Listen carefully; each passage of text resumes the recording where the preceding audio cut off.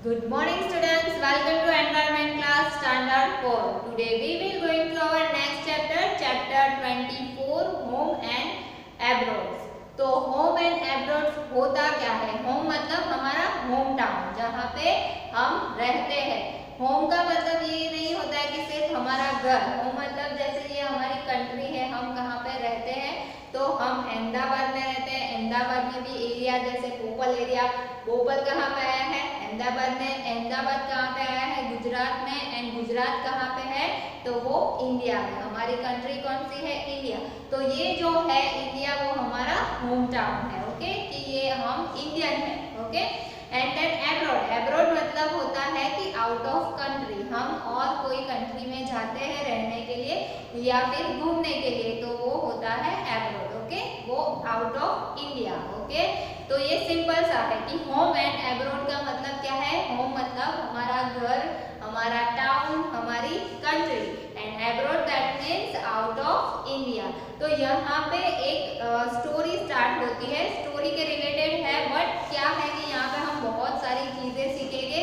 दो सिटीज के बारे में. एक तो है Kerala and Abu Dhabi. Abu Dhabi, Kerala जो है वो इंडिया में है एंड आबू धाबी जो है एब्रॉड है. ओके, तो यहाँ पे मालू जो है उनके अंकल, एल्डर अंकल मतलब बड़े पापा, वो एब्रॉड गए हुए हैं जॉब के थ्रू.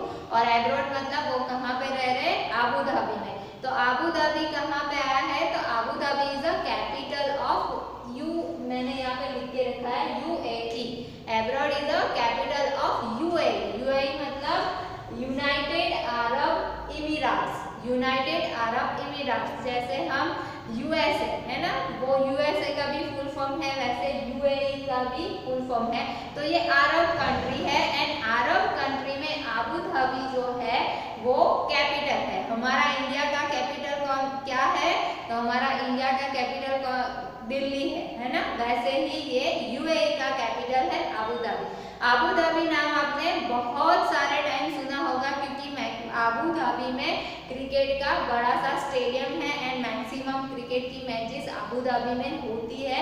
तो आपने ये नाम सुना ही होगा. ओके, तो यहाँ पे मालू है, उसके एल्डर अंकल एब्रॉड गए हुए हैं बिफोर 5 इयर्स. फिर वो अपनी फैमिली को भी वहां पे ले जाते हैं. तो वो आफ्टर 5 इयर्स आ रहे हैं इंडिया. तो मालू एंड उसके फादर उनको एयरपोर्ट पे लेने जाते हैं एंड फिर वो वहां पे एयरपोर्ट से लेने के बाद वो लोग अपने वहां पे उन लोगों ने, उनकी बेटी है, एल्डर अंकल की बेटी है शांता. तो मालू सारी बातें शांता से करती है कि वहाँ का एटमॉस्फेयर क्या है, वहाँ की क्या सिचुएशन है, वहाँ पे क्या क्या डिफरेंट चीज़ें हैं, वहाँ की लैंग्वेज, वहाँ की करेंसी, वहाँ का वेदर, वहाँ के फूड, सारी चीज़ों के बारे में यहाँ पे क्या है, दोनों के बीच का डिफरेंस दिखाया गया है कि यहाँ का वेदर, केरला का वेदर कैसा है, वहाँ का वेदर कैसा है, वहाँ की currency, food item and everything. तो ये सारी चीज़ें हम आज इस चैप्टर से सीखेंगे. मैं ज़्यादा इस चैप्टर में और है कि वहाँ पे क्या है कि वहाँ पे ऑयल, जैसे हम यहाँ पे पानी जो है वो हमें बहुत सारी जगहों पे फ्री में भी मिलता है ना. फ्री में मटके रखे हुए हैं. समर सीजन में बहुत सारे लोग मटके रख देते हैं रास्ते पे भी, या फिर वाटर कूलर रख देते हैं कि जिसकी वजह से किसी को भी प्यास लगे तो वो रुक के पानी पी सकता है. बट अरब कंट्री ऐसी है जहाँ पे पानी भी परचेज करना पड़ता है. वहाँ पे कहीं पे भी पानी नहीं है. वो जो एरिया है वो पूरा डेजर्टेड एरिया है. वहाँ पे रेगिस्तान है. वहाँ पे कहीं पे भी ना रिवर है, ना लेक है, ना पॉन्ड्स है, ना वेल्स है, नथिंग एनीथिंग. एंड वहाँ पे रेन भी नहीं होती है. तो और वो जो है वो एकदम ही हॉट एरिया है.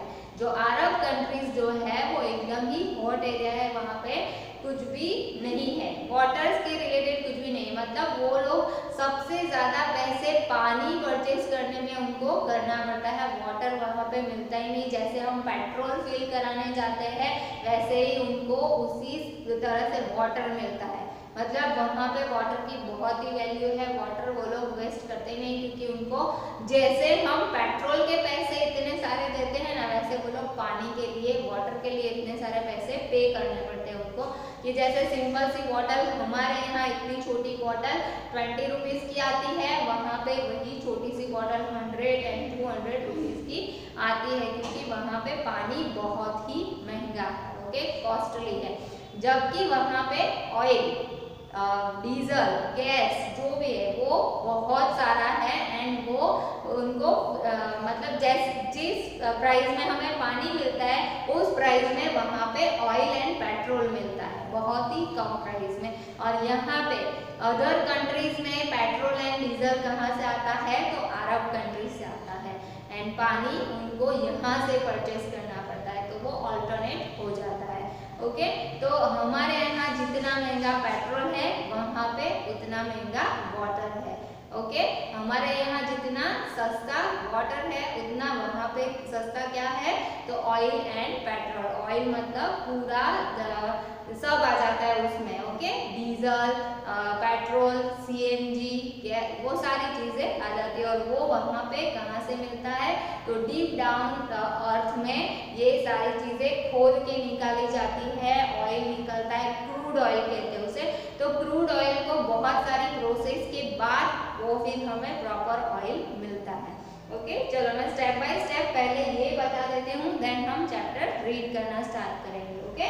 तो पहले यहाँ पे जो मालू जो है वो केरला में रहते हैं, मतलब ये लोग केरला के ही है, बट वो लोग क्या है कि उनके Elder uncle Abu Dhabi job की बेस पे गए हुए थे, ओके। तो दोनों कंट्रीज के मतलब दोनों कंट्रीज के बारे में यहाँ पे जानने को मिलेगा। तो Kerala is in India, Kerala कहाँ पे है, तो वो हमारे इंडिया में है। Then Abu Dhabi is the capital of UAE, United Arab Emirates. UAE का ये फुल फॉर्म है, इसलिए मैंने ब्रैकेट में लिखा है। सेकेंड है करेंसी, करेंसी का मतलब क्या होता है कि कौन सी करेंसी चलती है, कौन से रुपीज। जैसे हम यहाँ पे है, हम आउट ऑफ इंडिया जाते हैं तो वहाँ पे आप रुपीज हमारे 500 रुपीज, 200 रुपीज या 10 रुपीज, वो कोई भी करेंसी वहाँ पे यूज नहीं होती है, वहाँ पे उनकी अपनी अलग करेंसी है। जैसे इंडिया की करेंसी क्या है, तो इंडियन रुपीज, इंडिया की करेंसी क्या है, इंडियन रुपीज। वैसे वहाँ की करेंसी क्या है, तो उसे कहते हैं दिराम। क्या कहते हैं, दिराम। इंडियन करेंसी है वो Indian rupees and Abu Dhabi की जो करेंसी वो है दिराम। नेक्स्ट वहाँ की लैंग्वेज, तो यहाँ पे केरला का बताया हुआ, तो केरला की लैंग्वेज कौन सी है, तो मलयालम। कौन सी लैंग्वेज है, मलयालम। तो हमारे इंडिया में जितने स्टेट है उतनी लैंग्वेजेस है, 120 से भी अप लैंग्वेजेस हमारे इंडिया में है। अरब कंट्री में जो है लैंग्वेज कितनी है, अरब कंट्री में जहाँ पे ये लोग है वहाँ की लैंग्वेज है अरेबिक। कौन सी लैंग्वेज है, अरेबिक। इंडिया में ये केरला का बताया हुआ है इसलिए मलयालम, ओके। फिर वेदर, वहाँ का केरला का वेदर कैसा है, तो hot in day but cool bridge in the evening.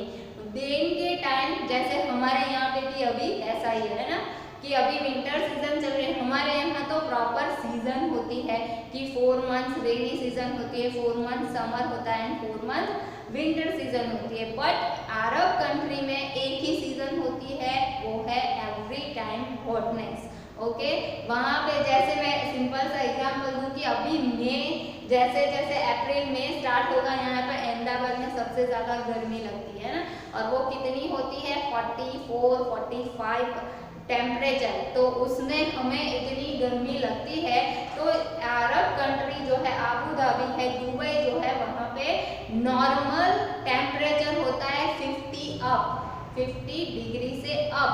तो आप सोचो कि कितनी गर्मी होगी। तो वहाँ पे किसी का भी घर ऐसा नहीं है जिसके घर में एसी नहीं हो। वहाँ पे जितने भी स्ट्रक्चर है फैन होते ही नहीं है, जितने भी बिल्डिंग्स है, जितने भी हाउसेज है, ऑफिसेज है, सब जगह पे स्ट्रक्चर ही ऐसा है कि वहाँ पे एसी ही लगाए जाते हैं। विदाउट एसी कोई भी पीपल रह नहीं सकता, चाहे वो कार हो। वहाँ पे हमारी तरह साइकिल या स्कूटर या ऑटो रिक्शा नहीं है। वहाँ पे जो व्हीकल है वो भी उस टाइप के है कि पूरा बंद होते हैं एंड एसी वाले होते हैं। और उन लोग के क्लोथ में भी डिफरेंस है कि वहाँ के लोगों को आपने देखा होगा कि पूरा वाइट कॉटन क्लोथ पहनते हैं और उनकी पूरी बॉडी कवर हो जाती है, उस टाइप के क्लोथ वियर करते हैं।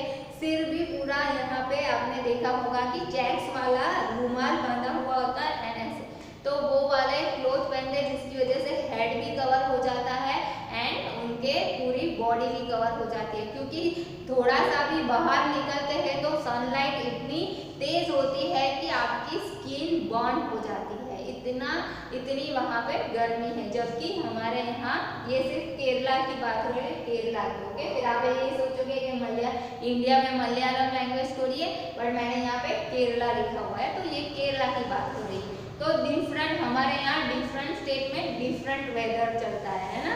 जैसे राजस्थान में सबसे ज़्यादा गर्मी लगती है, केरला साइड रेनी सीजन ज़्यादा होती है, रेनी मतलब बारिश बार बार होती है, बेंगलोर में बार बार बारिश होती है। फिर आप जम्मू एंड कश्मीर का देखोगे तो वहाँ पे स्नोफॉल होता है ना। तो हमारा इंडिया जो है बहुत सारी वेराइटियों से भरा हुआ है, ओके। चलो, ये बेसिक जो पॉइंट है वो मैंने एक्सप्लेन कर दिया। अब हम चैप्टर रीड करते हैं, okay. Chapter 24 home and abroad, page number 191, okay. Today there was a lot of activity at मालू's house. Malu के हाउस में बहुत सारी एक्टिविटीज चल रही है। तो क्यों चल रही है? Chittappa and his family were coming home after 5 years. Chittappa that means, ये मलयालम लैंग्वेज में चिटप्पा मतलब एल्डर अंकल, बड़े पापा, जो हमारे फादर के बड़े बिग ब्रदर जो होते हैं, बड़े भाई जो होते हैं, उन्हें क्या कहते हैं मलयालम में? तो चिटप्पा। तो उनके चिटप्पा आ रहे, चिटप्पा एंड उनकी फैमिली जो है वो आ रहे हैं आफ्टर 5 years। 5 years के बाद घर आ रहे हैं। 5 years ago चिटप्पा had got job in capital city of United Arab Emirates called Abu Dhabi. Since then he had lived there. Malu and her appa went to the airport to receive them. तो उनके Elder uncle जो है उसे कहते हैं मलयालम में चिटप्पा। तो चिटप्पा after 5 years आ रहे हैं इंडिया। तो मालू एंड उसके फादर उनको रिसीव करने के लिए एयरपोर्ट जा रहे हैं। हम भी जब भी हमारे घर में कोई आता है दूर से, स्टेशन पे लेने जाते हैं, है ना, रेलवे स्टेशन पे लेने जाते हैं, उनको छोड़ने जाते हैं, तो सेम हियर यहाँ पे मालू भी अपने एल्डर अंकल को लेने के लिए एयरपोर्ट गए हैं, okay. After the plane landed, the passenger had to wait for some time to collect their luggage. At last, Chittappa, Kunjamma and their 2 children could be seen coming out. How big Shanta and Shashi have grown, Appa said.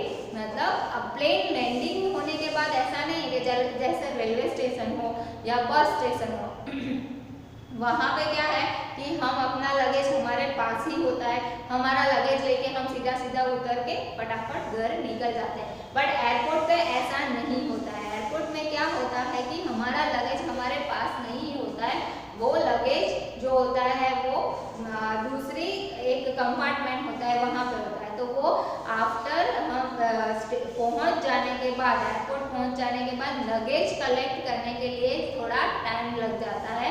तो वो luggage collect करने के बाद जब वो लोग बाहर, तो कौन कौन आए? चिटप्पा, कुंजम्मा। तो कुंजम्मा कौन है? तो चिटप्पा मतलब एल्डर अंकल है, तो ये अंकल की वाइफ है।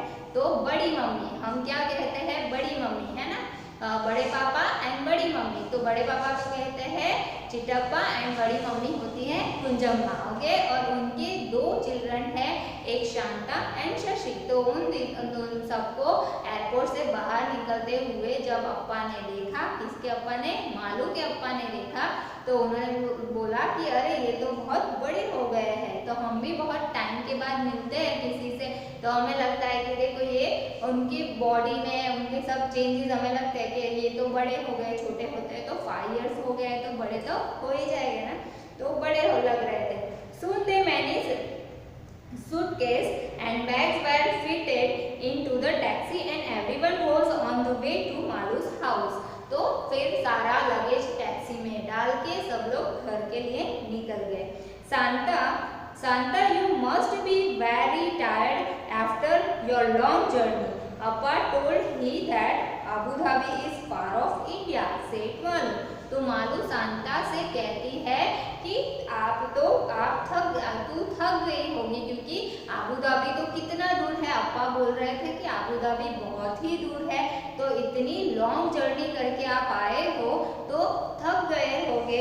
मालू शांता को बोलती है, बट शांता उसे रिप्लाई करती है, we are not tired even thought it is far, our flight took only 2 hours, said Shanta, the plane flies very fast. तो शांता रिप्लाई क्या करती है मालू को कि हमारी ये फार ऑफ प्लेस है, बट हम सिर्फ ओनली 2 hour के अंदर हम यहाँ पे पहुँच गए हैं, क्योंकि प्लेन इज फास्टेस्ट मीन है ना, प्लेन फास्टेस्ट चलता है ना। हमने मीन्स ऑफ ट्रांसपोर्ट के बारे में स्टडी किया हुआ है, तो सबसे फास्टेस्ट मीन्स कौन सा है, तो एरोप्लेन।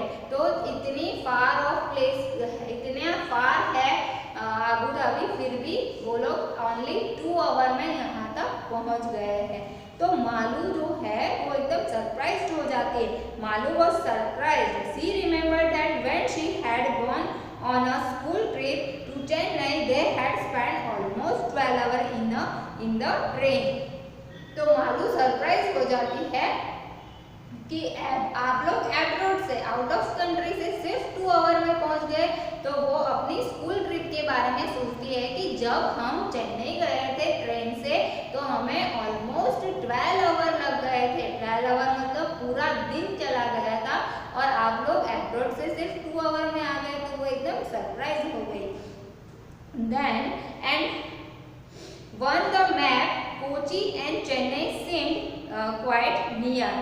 तो आप मैप में देखोगे तो वो नियर लगता है, but Malu, Shanta and Shashi chatted all the way home from the airport. Malu remembered how much fun she had on her school trip. She wanted Shanta to tell them all about her trip for Abu Dhabi. मतलब अभी सारे बच्चे क्या कर रहे हैं कि अपनी बातों में लग गए हैं कि घर जब तक आता है तब तक गाड़ी में बैठ के शांता, शशि एंड मालू दोनों स्टेट की बातें करने लगे हैं कि वहाँ पे क्या क्या चीज़ें हैं, क्या नहीं है, वो सब चीज़ों में बातें करने में लगे हैं। देन नेक्स्ट टॉपिक है हमारा डस्ट ऑल अराउंड। यहाँ पे डस्ट ऑल अराउंड, तो अलग स्टेट के मिट्टी भी, सॉइल भी डिफरेंट होती है। तो यहाँ पे डस्ट ऑल अराउंड टॉपिक है। Did you see many interesting things from the plane? तो आस्क्ड मालू। तो मालू शांता को पूछती है कि क्या तूने कुछ इंटरेस्टिंग थिंग देखी प्लेन से? तो शांता आंसर करते, most of the time we saw on the cloud because the plane was flying so high, even higher than cloud, said Shanta. तो शांता ने क्या रिप्लाई किया कि most of the time we see on the cloud, क्योंकि plane जो है, हमने ये भी स्टडी किया था प्रीवियस ईयर कि प्लेन जो है 4000 to 5000 मीटर अप जाता है, 4 to 5000 मीटर अप जाता है। इतनी हाइट पे प्लेन चलता है, तो वहाँ पे आपको बाकी सारी चीजें दिखती ही नहीं है। वहाँ पे आपको क्या दिखेगा, सिर्फ क्लाउड दिखेगा। पर जब टेक ऑफ होता है तो एकदम से ऐसे सीधा नहीं चला जाता है, प्लेन ऐसे रॉकेट की तरह नहीं उड़ता है ना।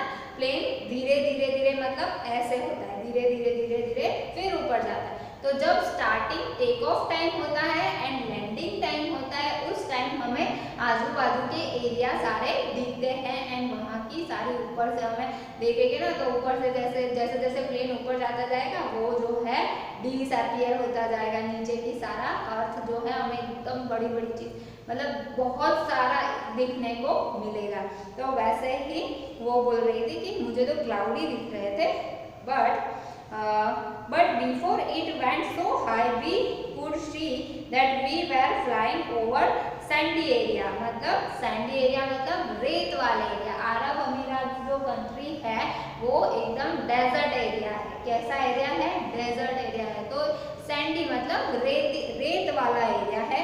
It was sand but the colour of the sand kept changing, white, brown, yellow, red, black. We saw mountains made on the of sand. तो उसने बोला कि मैंने क्या देखा, तो पूरे रेतील एरिया, सैंडी एरिया देखा, बट उसमें चेंज दिख रहा था कि एरिया जैसे जैसे प्लेन आगे जा रहा था तो सैंड के कलर में चेंजेस आ रहे थे। कलर कौन सा था, white, brown, yellow, reddish, black, and वो रेत से बने हुए माउंटेन भी थे।